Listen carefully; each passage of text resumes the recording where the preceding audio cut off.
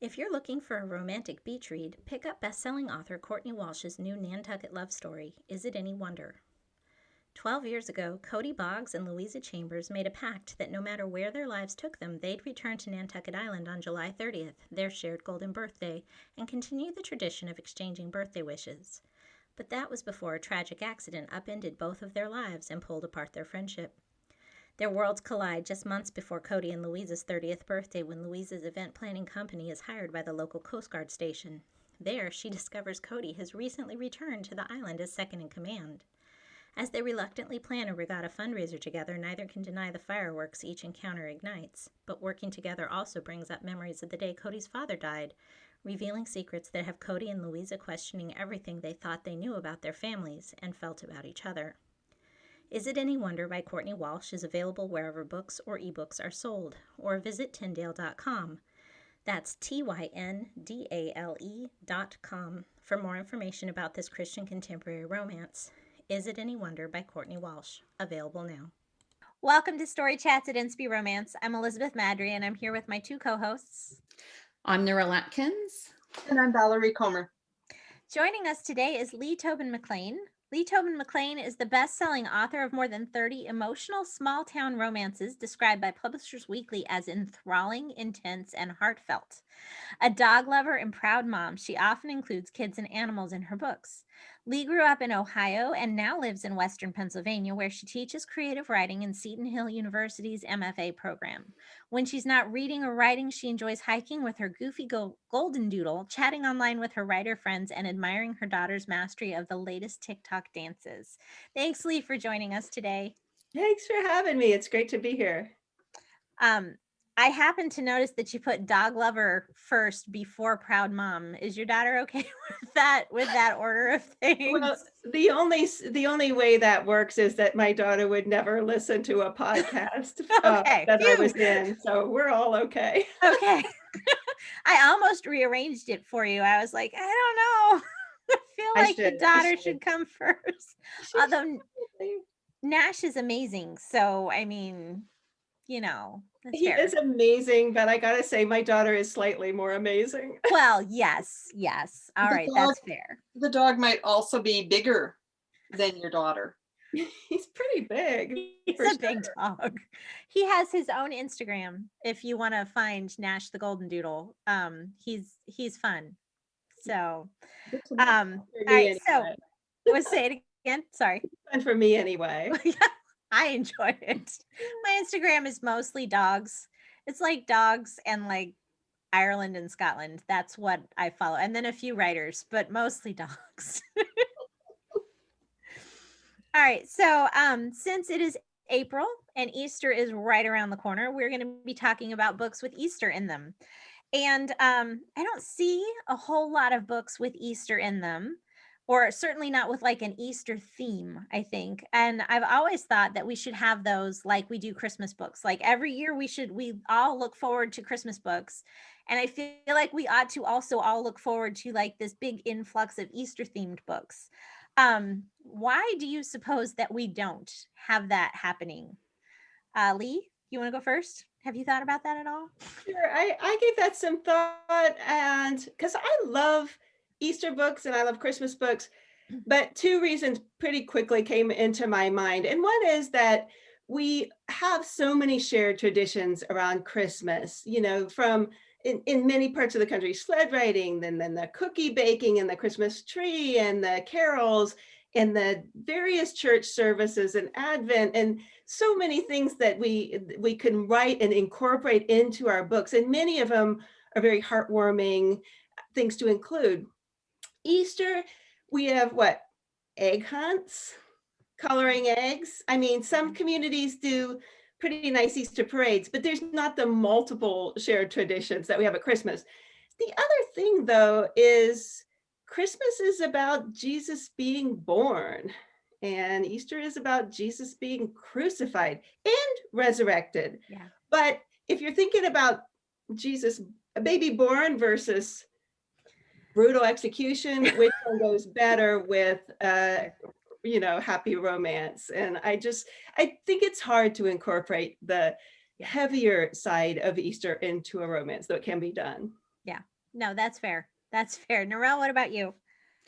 Well, I think I think there's a bit of culture that comes into this. So I've actually was in Oregon in 2016 over Easter, and I was shocked because Good Friday is just a normal day in where I was. Like the shops are open, people just go about their lives. In Australia, we have 4 days of holidays. Most, I know all the Eastern Seaboard states have public holidays all the way through from Good Friday to Easter Monday. Canada. And Good Friday, you go to church. I mean, that's if you're a Christian, you go to church because that's what you do. It's the one day that pretty much the entire country is closed. So that was something really interesting to see, that Good Friday church is at night. It's not in the morning like I'm used to. I grew up with the Royal Easter Show in Sydney, which was a really big deal. And once, I think before Easter became school holidays, it used to be an Easter Tuesday. So we'd have 5 days off school and we'd go to the show. So that was when the country came to the city. And I think you're right in terms of shared traditions. I think people are quite happy to talk about this cute little baby Jesus that's arrived, but talking about death, I think, it's like talking about taxes. People just don't want to talk about it and not want to focus on it. And so it's probably hasn't got that sort of touchy-feely, happy thing for a lot of people that are outside the Christian faith as well. I mean, Christmas is very cultural for a lot of people. They're not necessarily religious, but they'll go along with celebrating Christmas. So that's probably my thoughts on it. I'd like to see more of Easter because I think it'd be good for Easter to be more prominent in CCR and in Christian fiction in general. All right, cool. Valerie, what about you? What do you think? I was thinking about that whole Advent season. And so we've got like 5 weeks or so of looking forward to Christmas, right? So we've got the week of joy and the week of love and the week of peace and all this, and everything is very structured that way if you're in a Christian church. I mean, secular, they, I guess, maybe eat candies every day, right, out of their little Advent calendar. Sure. Mm-hmm. But and then I thought, oh wait, we have that for Easter too. It's called Lent. Yes. Not quite the same. It's more about denying yourself instead of indulging yourself, and we're not real fond of denying ourselves. True. And then, yeah, what Lee said about it's so fun to ooh and ah over a precious newborn baby, but to think of somebody dying the most horrible death, like, we know as believers that we couldn't have everlasting life if there wasn't Easter, if Jesus hadn't died and was raised again. But it's not romantic in the same way. No. My pastor has been preaching through Lent on lament and love. And I think we're also just uncomfortable with the whole thinking about sadness, thinking about hard things. We don't like to think about hard things. I don't, anyways. Okay. I hit most of those things. The one that stuck out to me when I was thinking about it is that, and Narelle touched on it some, is that there's less of a cultural aspect to Easter that's just adopted across the board. Like it's spring break, and so often people will associate spring break with Easter, but that's not necessarily tied into Easter so much as it is spring. You've got like the Easter bunny and egg hunts, but it's not, if even still, most people, if you didn't grow up in the church, Easter's just another day.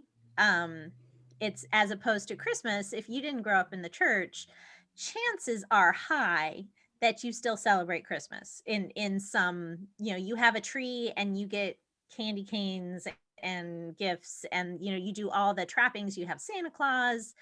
Right. There's no trappings to have a cultural Easter, because Easter, they try, like with Peter Rabbit, right? I don't even think it's Peter Rabbit, it's Peter Cottontail, right? Sorry, it's it's the other one. They try with the bunny, thing, but then it becomes just sort of spring themed and it's not even. So yeah, I think that probably is part of it. And then it's interesting, Valerie, when you were talking about Advent versus Lent, growing up in non-liturgical churches, I grew up in non-liturgical churches. So did I. And we celebrated Advent for sure, but we did not celebrate Lent in any sort of way. Lent was what the Episcopalians and the Catholics celebrated. So it was very specific to two denominations, as opposed to, I mean, like now I do Lenten stuff with the boys because I think Lent is so important. But I feel like a lot of the Protestant church has lost that idea of Lent, whereas they have kept Advent. So again, Easter is Good Friday and Easter Sunday. And so you don't have Maundy Thursday and all of, like the whole Easter week kind of thing. We've I lost that. agree but I'm seeing it more, I think, in non-liturgical churches. I think it's making a bit of a comeback as I don't know whether denomination wide or specific pastors perhaps are looking at it and going, why aren't we preparing? It's all it is it's preparing for Easter, right? So it makes really good sense to be aware of Lent. Yep. Yeah. And in terms of when we were in Oregon at Easter, we went to the shops looking for Easter eggs. And I think my kids nearly cried. They were just so sad because in Australia, Easter is like Christmas. There are Easter eggs everywhere. Hot cross buns, they start in January. As soon as Christmas is done, the hot cross buns are in the stores.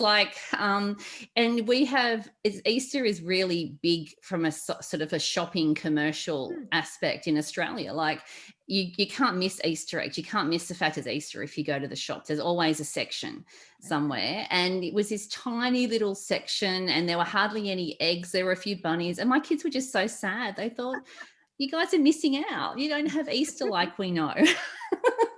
Yeah, it's interesting. Yeah. I was in Spain one year at Easter. I didn't realize what a big deal. I mean, obviously in my faith, Easter is a big deal, but culturally, it's not so much. You're right, Narelle. And so in Spain, everything shut down and there were huge processions and people, walking on their knees penitentially, following the cross, and intense pageantry with Easter. That was, again, something else than anything that we've talked about, which I guess speaks to traditions aren't as shared. Yeah. All right. So just because there aren't many doesn't mean there aren't any. So we're going to talk about the books that we did find that have an Easter either theme or that time of year is significant to the plot. So it's not just books that happen to be at spring. We need at least a mention of Easter in there. And we're going to start with Lee because Lee actually has a book called A Family for Easter. So, good on you. You got it in the title. You give her the easy one? Yeah, I'm giving her own book, the easy one. So tell us a little bit about that book. And then actually, if you had others that you looked up, you can talk about them too.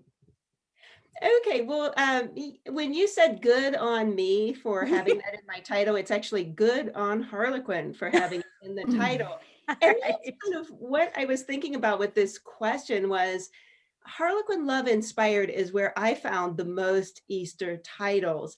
And why is that? It's because Harlequin does all kind of surveys and focus groups to find out what is it that readers want. And readers want holidays. They love holidays. And so Harlequin, catering to what the reader wants, tries to put Easter in titles.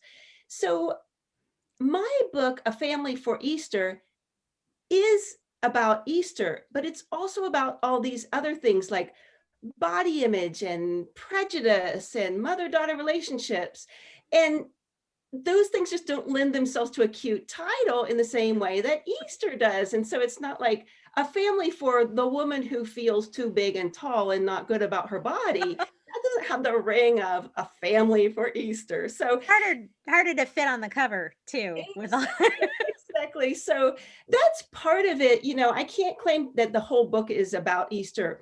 It does have decorating. It has an Easter egg hunt, and the first kiss is at the Easter egg hunt, observed There's by. a giant Easter bunny.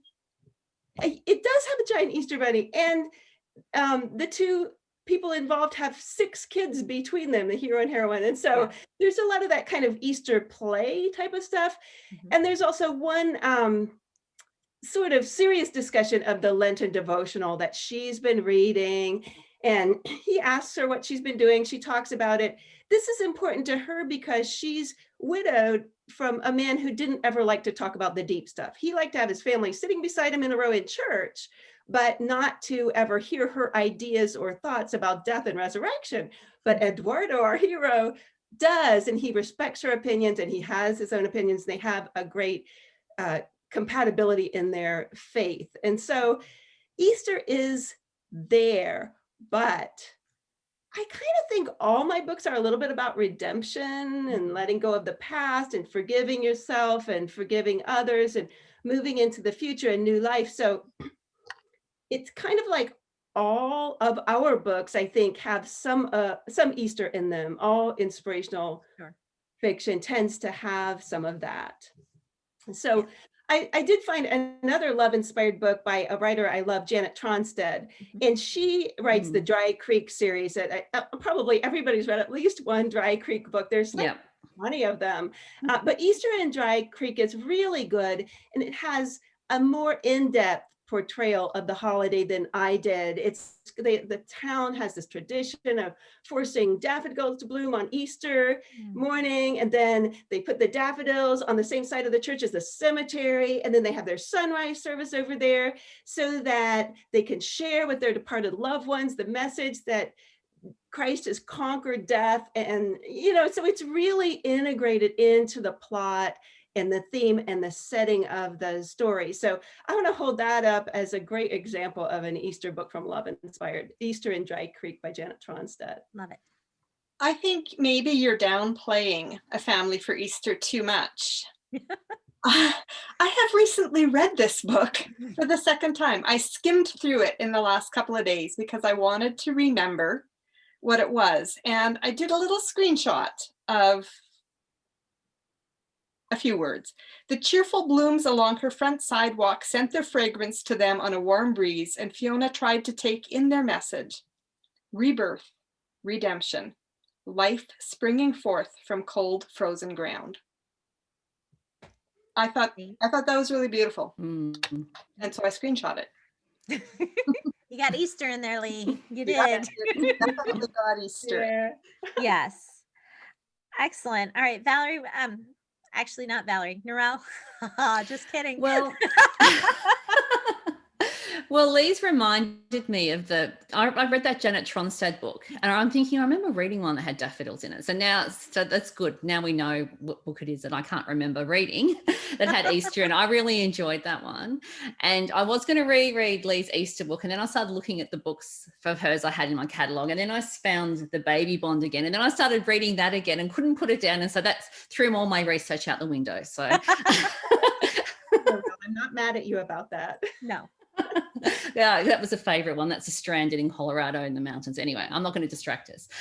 So the book that I was thinking of, there's 2 books. The first one is biblical fiction, which I know we're not usually talking about, but my all-time favorite Easter book is A Stray Drop of Blood by Rosanna M. White. And that was her debut book. And I read an advanced reader copy of that many years ago, when the International Christian Fiction Writers blog first started. So I think we're going back to about 2009, maybe 2010, long time ago. And I'll reread that book every so often because it's a really compelling, gripping biblical retelling of Jesus' death and resurrection and Easter. So I think for Easter, you can't ignore the fact that there's some great biblical fiction out there as well. Yeah, so I've just sidetracked us completely. But in terms of looking at CCR, it's Elizabeth Maddrey's book, Hope for Freedom with Indigo in it. So Indigo becomes a Christian during the story, and the fact that the story happens around Easter is actually very important to that. So, and I really love the way that she came to faith. It was really beautiful and really natural, and you could, yeah, I just really enjoyed that book and the way that the Easter theme was woven into it. Because at Hope Ranch, where they live and where that Yes. series takes place, they have some Easter traditions. They do. And so Yeah. those are, I think, in more than one book. Am I right? Yeah. Yeah. It's in Yeah. multiple of the books. Beautiful. Honestly, because I do remember thinking the first one ended up, sort of hitting Easter accidentally, but then I was like, there's never enough Easter, so I'm going to try and make sure that we get to Easter. So that was a little purposeful. Valerie, what about you? What's your choice? The other one that I had read a while back and did a little skimming of again this week is Merrillee Wren's book, Match to Call Ours. Mm-hmm. And the single dad in this book had suffered from a not very nice congregation who had kind of repelled him at a point when he really needed to be embraced and not pushed away. And so he is very anti-church. His new nanny for his twin girls is a believer, and she takes the girls to church every week. And then through all the things that happen in a good story, so I'm not going to give any spoilers, at the very end, the last couple chapters, it's Easter and the nanny isn't there, but the girls have been looking forward to this so much. And so Parker winds up taking the girls to the Easter Sunday morning church and making his way back to God. So it's beautiful in that that there is some redemption, and the Easter story is a big part of what draws him back. So that's one, again, like a lot of, like you were saying, most books aren't Easter themed from beginning to end the way we have Christmas books that just embrace the Advent and Christmas season and that's it. Mm-hmm. But that's one that where the Easter plays a good role in the end. Excellent. Cool. So I chose we've hit I had chosen Lee's book and then I let her talk about it because I'm nice that way. So I want a point for that. But I also chose and I'm sort of surprised that Valerie didn't choose her own book, Dancing at Daybreak. Sometimes By I Valerie. talk about other people's books. No, often you talk about other people's books, but usually when I have your books down, you also have that same book down and I have to fight you for it. So I might have it down. Okay. You didn't give me round 3. Okay, phew. So Dancing at Daybreak, Dixie is not a believer and is just on horrible path of destruction and rebellion, and Easter absolutely factors into her realization of what Jesus wants for her and his call to her to come to him. And I, listening to this conversation and thinking about this book, I wonder if sometimes we have fewer Easter books that are really heavily Easter themed because we feel like they get not just too heavy, but too spiritual. Because, I think if you're theme something with a Easter theme, you probably have to have a salvation story woven in a little more heavily as part of it. Because you are focusing a lot on what Christ did for you on the cross. And so I wonder if maybe that's why people shy away a little bit, is because they don't want to be perceived as preachy. Because I know that is something that CCR writers really struggle with is that perception of preachiness. Anyway, I don't know. You don't have to answer, but I'm going to though. I'm going you're to. going to. Okay. Because I can see that in Dancing at Daybreak. I can see that in Merrillee's book. I can see that in Hope for Freedom, but I don't see it so much in Lee's book. No, because I both agree. of them are believers. I mean, we can always grow. And we should be. Where there's life, there should be growth, right? But so they're not perfect, but they are both pretty solid believers. Lee, what do you want to say? Well, in terms of that question, I was actually thinking about how because I also write romances for a secular market, sort of. I mean, I squeeze as much faith into them as I can, but they're not inspirational per se. And I'm never encouraged or told to write an Easter romance. Like that would almost be difficult to squeeze in, although I'm doing it. I'm doing it in the book I'm writing now because of this podcast.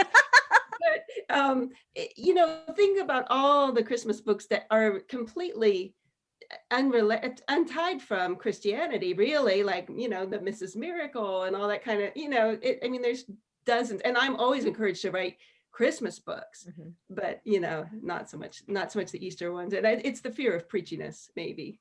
Yeah. Interesting. So something to ponder for sure. We probably are hitting close to our time. So anybody have one that they're just burning to mention? No, I'm good. No, we're good. I'm Okay. good. Yeah. All right. Then Lee, would you tell us all where we can find you and your books? Well, sure. You can find me at my website, which is www.leetobinmcclain.com. And I also have a Facebook page and Instagram. And again, you can just look up my name and find those easily, as well as my dog's, Nash the Golden Doodle, if you're interested in his Instagram as well. Which you are. You totally are, because Nash is just adorable. And sometimes we get to see Lee in there as well. But only. Very good. Thank you so much. And thank you for joining us. This was fun. Thanks for having me. It's great to talk to you guys. All right. So thank you everyone for joining us today at Story Chats. If you're watching on YouTube, please don't forget to subscribe and hit the little notification bell so you never miss an episode. And you can find everything you need to know about the podcast at inspiromance.com/storychats. And we hope we'll see you next week. In the meantime, don't forget to fall in love with a good book. Bye, everybody. Bye. Bye-bye, everyone.